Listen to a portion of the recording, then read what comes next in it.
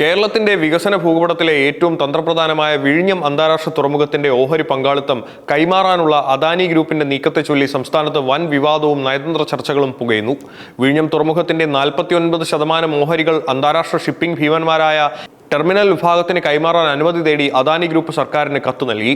എന്നാൽ രാജ്യസുരക്ഷ ഉൾപ്പെടെയുള്ള അതീവ ഗൗരവമുള്ള വിഷയങ്ങൾ പൂർണ്ണമായി പരിശോധിച്ച ശേഷം മാത്രമേ ഇതിൽ അന്തിമ തീരുമാനമെടുക്കൂവെന്ന് സർക്കാർ വ്യക്തമാക്കിയിരിക്കുകയാണ്. ഓഹരി കൈമാറ്റത്തെക്കുറിച്ച് പഠിക്കാൻ ചീഫ് സെക്രട്ടറി അധ്യക്ഷനായ ഉന്നതതല എംപവേർഡ് കമ്മിറ്റിയെ സർക്കാർ ചുമതലപ്പെടുത്തി കഴിഞ്ഞു. അതേസമയം വാണിജ്യ പ്രവർത്തനം ആരംഭിച്ച് 1 വർഷം കഴിഞ്ഞതിനാൽ തങ്ങൾക്ക് ഓഹരി വിൽക്കാൻ നിയമപരമായ അവകാശമുണ്ടെന്നാണ് അദാനി ഗ്രൂപ്പിന്റെ വാദം.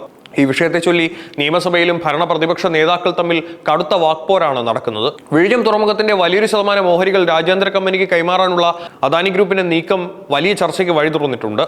കമ്പനിക്കുള്ളിലെ 49% ഓഹരികളാണ് MSC ടെർമിനൽ വിഭാഗമായ TIL സ്വന്തമാക്കാൻ ഒരുങ്ങുന്നത്.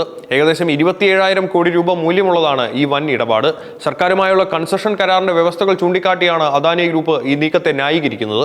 തുറമുഖത്ത് വാണിജ്യ പ്രവർത്തനം തുടങ്ങി 1 വർഷം കഴിഞ്ഞാൽ 74% വരെ ഓഹരികൾ വിൽക്കാൻ കരാർ പ്രകാരം അവകാശമുണ്ടെന്നാണ് അദാനി ഗ്രൂപ്പിന്റെ വാദം. വിഴിഞ്ഞത്ത് വാണിജ്യ പ്രവർത്തനം ആരംഭിച്ചത് 2024 ഡിസംബർ 24-ലാണ്.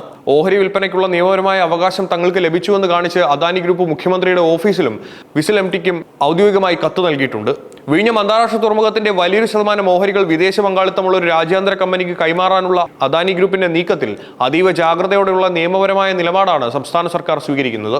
അദാനി ഗ്രൂപ്പ് തങ്ങളുടെ ഭാഗം ന്യായീകരിച്ച് കൺസഷൻ കരാർ വ്യവസ്ഥകൾ മുന്നോട്ട് വയ്ക്കുന്നുണ്ടെങ്കിലും എത്ര എളുപ്പത്തിൽ ഈ ഓഹരികൾ കൈമാറ്റത്തിന് പച്ചക്കൊടി കാണിക്കാൻ സർക്കാർ തയ്യാറല്ല. തുറമുഖത്തിന്റെ തന്ത്രപ്രധാനമായ പദവിയും രാജ്യസുരക്ഷയും മുൻനിർത്തി കർശനമായ പരിശോധനകൾക്ക് ശേഷം മാത്രമേ ഇതിൽ അന്തിമ തീരുമാനമുണ്ടാവുകയുള്ളൂ.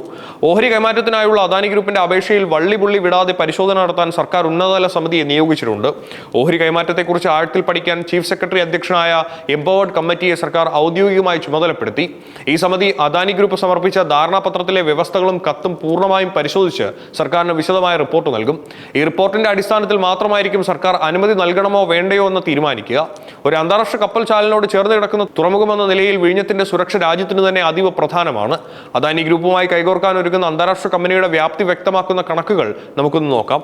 MSC ടെർമിനൽ വിഭാഗമായ TIL ലോകത്തിലെ തന്നെ ഏറ്റവും വലിയ കണ്ടെയ്നർ ടെർമിനൽ ഓപ്പറേറ്റർമാരാണ്. ആഗോളതലത്തിൽ 100-ലധികം കണ്ടെയ്നർ ടെർമിനലുകളുള്ള TIL പ്രതിവർഷം 70 ദശലക്ഷത്തിലധികം TEU ചരക്ക് നീക്ക ശേഷിയുണ്ട്. ഈ ഓഹരി കൈമാറ്റത്തിലൂടെ വലിയൊരു ബിസിനസ് മുന്നേറ്റമാണ് അദാനി ഗ്രൂപ്പ് ലക്ഷ്യമിടുന്നത്. ലോകത്തിലെ ഏറ്റവും വലിയ ഷിപ്പിംഗ് ശൃംഖലയുമായി പങ്കാളിത്തത്തിൽ ഏർപ്പെടുന്നത് പ്രധാന ആഗോള വിപണിയിലേക്കുള്ള ഇന്ത്യയുടെ പ്രവേശനത്തെ കൂടുതൽ ശക്തിപ്പെടുത്തുമെന്നാണ് അദാനി ഗ്രൂപ്പ് കണക്കുകൂട്ടുന്നത്.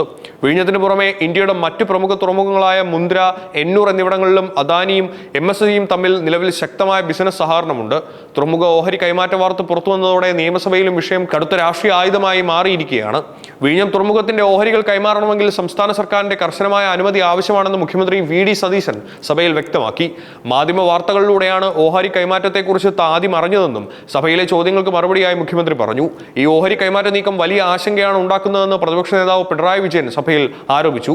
കൺസഷൻ എഗ്രിമെന്റ് പ്രകാരം 25%-ൽ കൂടുതൽ ഓഹരി കൈമാറ്റം നടക്കണമെങ്കിൽ സംസ്ഥാന സർക്കാരിന്റെ കർശനമായ മുൻകൂർ അംഗീകാരം വേണം.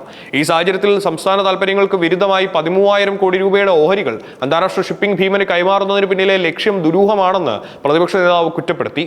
ഒറ്റ കമ്പനിയിലേക്ക് മാത്രമായി വിഴിഞ്ഞം തുറമുഖത്തിന്റെ പ്രവർത്തനങ്ങൾ ചുരുങ്ങുന്നത് വികസനത്തിന് ദോഷം ചെയ്യുമെന്ന കടുത്ത ആശങ്കകൾ നിലനിൽക്കെ ചീഫ് സെക്രട്ടറിയുടെ നേതൃത്വത്തിലുള്ള സമിതിയുടെ കണ്ടെത്തലുകൾ അതീവ നിർണായകരമാകും.